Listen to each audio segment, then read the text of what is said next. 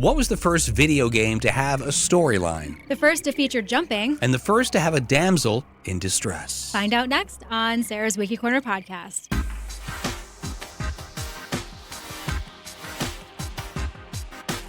It is time for Sarah's Wiki Corner. Hello, Sarah. Hello. Hello. What are we learning about today on your Wiki Corner? Brought to you by Niblack Foods and the Genesee Valley Regional Markets. Well, it is Throwback Thursday today. You are correct. And our throwback year today is 1981. Correct again. And that's the year that Donkey Kong first went on sale. The video game. The video game. Did you ever play Donkey Kong? I don't think I had Donkey Kong in a Nintendo version, but I played it, yeah. Yeah, okay. So Donkey Kong was originally an arcade video game developed and published by Nintendo in 1981. As Mario, the player runs and jumps on platforms and climbs ladders to ascend a construction site and rescue Pauline from the giant gorilla Donkey Kong. It was the first game in the Donkey Kong series and Mario's first appearance in a video game. Wonderful. Yeah. In 1981, Nintendo was pursuing a license to make a game based on the 1930s Popeye comic strip. Really? When this relationship was canceled, Nintendo decided to take the opportunity to create original characters that could then be marketed and used in later games. Good idea. So Nintendo game designer Shigeru Miyamoto came up with many characters and plot concepts, but eventually settled on a love triangle between Gorilla, Carpenter, and Girlfriend that mirrored the rivalry between Bluto, Popeye, and Olive Oil. I see. So who knew Donkey Kong was inspired by Popeye? But there you go. And imagine that the Popeye people completely missed out on cashing in on that, because that would have been a huge resurgence for Popeye. Yeah. So they used the word donkey to convey stubborn in English, while Kong was simply to imply that he was a large ape. Got it. Yeah. Because the donkey always threw me off, because I was like, he's an ape. Because he's a but we're calling him Donkey. Right. But, so the name Donkey Kong was intended to convey stubborn ape to the American audience. I see. So that's why it's called Donkey Kong. Nailed it. And here we are in 2024, and I'm just figuring that out. So when that name was suggested to Nintendo of America, people laughed, but the name stuck. Oh, good. Yeah. During the development of Donkey Kong, a Nintendo employee reportedly pointed out that the character of the Mario character looked like their Italian landlord of their offices there, also named Mario Segal. Oh. So they named him Mario because he was originally known as Jumpman. So, well, that's great. Yeah. So they named him after their landlord of their office building. They're not great with Donkey Kong name and then Jumpman. Yeah. But, so there's really a dude, that dude. Yes, he's a real guy. That's amazing. Yes. And Pauline was named Pauline in honor of one of the team members' wives, named Polly. Named Polly. Yeah, so they named her Polly. Okay. Yeah.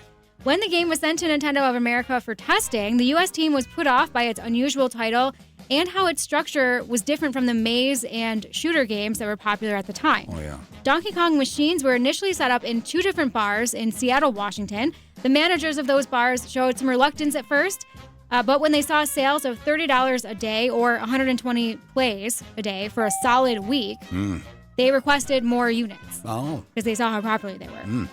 So Donkey Kong was popular worldwide, garnering a positive reaction from consumers and was a significant commercial success for Nintendo, pulling them out of financial troubles. After the game's initial 2,000 arcade cabinets sold out, more orders were made. By October of that year, Donkey Kong was selling 4,000 units a month, and by June of 1982, Nintendo had sold 60,000 Donkey Kong machines in the United States, earning $180 million. Wow, so Donkey Kong saved Nintendo? Yeah, basically.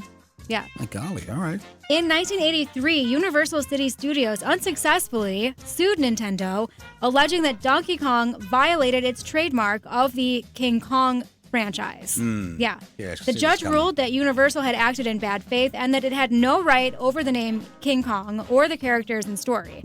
He further held that there was no possibility for consumers to confuse Nintendo's game and characters with the King Kong films. Like, there's not really the monkey the ape is the same, I guess, but like, But outside of that, there's no Polly, there's no Italian there's plumber. No Mario, right, exactly. So the phrase "it's on like Donkey Kong" was coined by rapper Ice Cube in 1992. No idea that Ice Cube coined that, but he did. Okay. And it has been used in various works of popular culture. But as of 2013, Nintendo officially owns that trademarked phrase. So Nintendo trademarked They picked it up? Yeah. Who did they pay for that? They should have paid Ice Cube. They should pay Ice Cube. I don't know. Maybe they do. I bet he didn't. I bet he didn't get paid for that at all. Probably not. So Nintendo licensed the game to Coleco, a developer of arcade conversions for home consoles, selling 6 million cartridges. It was later ported to the Nintendo Entertainment System, and Donkey Kong's various ports sold more than 15 million units worldwide. Donkey Kong is considered to be the earliest video game with a storyline that visually unfolds on screen. Donkey Kong also pioneered the platform game genre before that term even existed. It was the first to feature jumping, and it is the first video game with a damsel in distress narrative. Wow. Yes. So many pioneering aspects. Yeah. In 2017, the Strong National Museum of Play inducted Donkey Kong into its World Video Game Hall of Fame. Very good. And today, Donkey Kong is one of Nintendo's best-selling franchises, with more than 65 million copies sold by 2021. That's amazing that it still continues today. Yeah. All these years later. It was 1981, you said, was when it premiered. Unbelievable. All right. You picked out a record to go along with Donkey Kong, did you, Sarah? Yeah, so we're going to play a song by Buckner and Garcia called Do the Donkey Kong. Do the Donkey. I warn you, this is an earworm. Yeah, it is kind of catchy. At first, you won't like it, but then you will. You won't want it to stop. Yeah. Thank you, Sarah. You're welcome.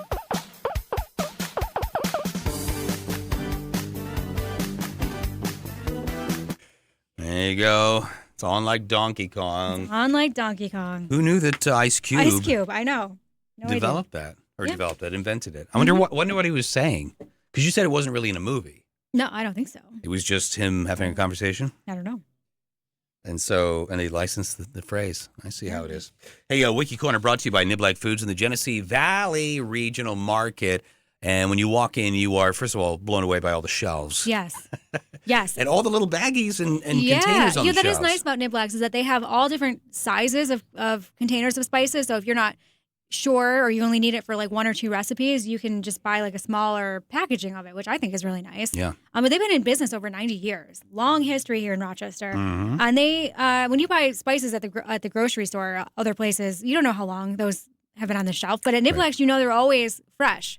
Because they bottled them themselves. Yeah. So they have the freshest spices and seasonings, really unique and one-of-a-kind seasoning blends that you're not going to find other places, and just anything you could possibly need for cooking or baking, and, of course, an amazing staff that will guide you in the right direction. Yeah, a little secret about Niblack's. They do a lot of proprietary seasoning blends for some of your local restaurants in Rochester that you absolutely love. They won't tell you who they are. Yeah. I don't think. They've never told us. Yeah, no, they haven't, have they? Maybe you can pry it out of them. I don't know. Hey, Netflix is working on a 2-part documentary on...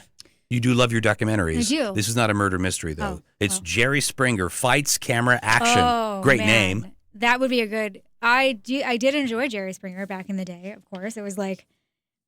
I forgot Jerry died. I know. That was like what I watched, when you're homesick from school. Because it was like daytime television. Oh, man. We used to watch that in college all the time. Yeah. Because I feel like it was on like at 11 o'clock at night. Was it on Fox? Like 11 o'clock at night? Was it Fox?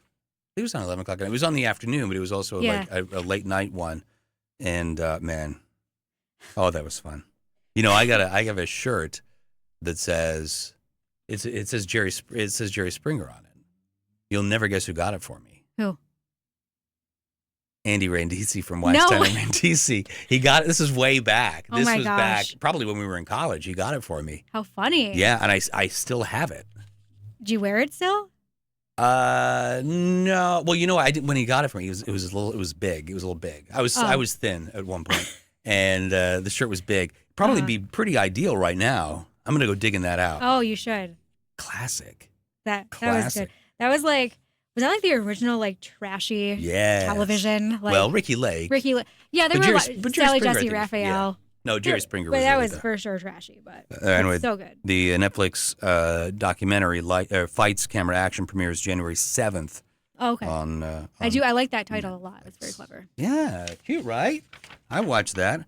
I will watch that. Is Jerry Springer streaming anywhere? Can you go back and watch old episodes anywhere? Gosh. I want to know, were they some of those people, because you'd watch that and you'd be like, are these people really they cannot real? be real. Yeah. They've got to be enhancing their stories. They got to be like paid actors, right? Or something. I don't know. And that guy became famous. The Steve? Yes. The bouncer? See? You know his name. I do. Steve, the security Of course I do. bouncer. Yeah. He was fun. Didn't he have his own show? Was it Steve Wilco? Was that his name? I don't know, but I think he did have his. I did think he had his own spinoff. And the 90s were awesome. What a time. All right, you ready? Yeah. Stand by. Here we go.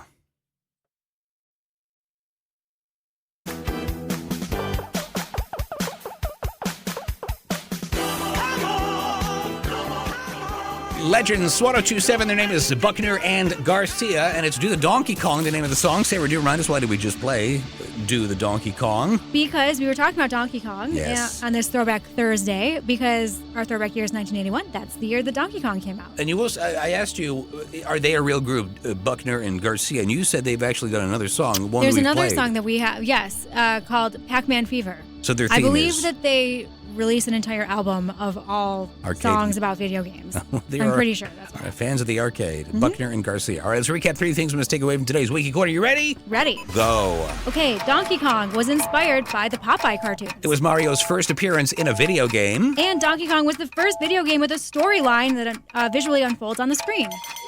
These are things you take for granted. Right? It's not just the advancement of graphics, but it's the story as well. The story, yeah. Yeah. I haven't played video games in forever.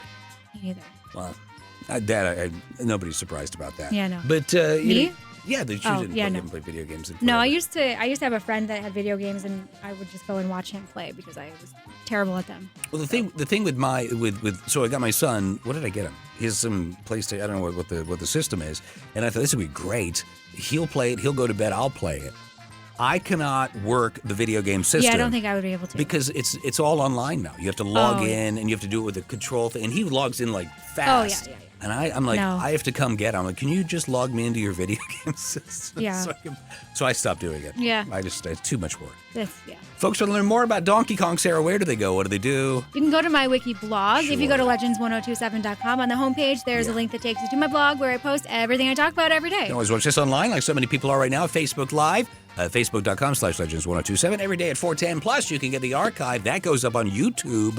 Like and subscribe. Go to YouTube and search Sarah's Wiki Corner. It's all brought to you by Niblack Foods in the Genesee Valley Regional Market. Sarah, thanks so much. You're welcome. You back tomorrow, fresh episodes? Absolutely. For a Friday. Looking forward to it. We got Glenn Campbell on the way. Oh, I love this song. We got Village People and more straight ahead on Legends 1027.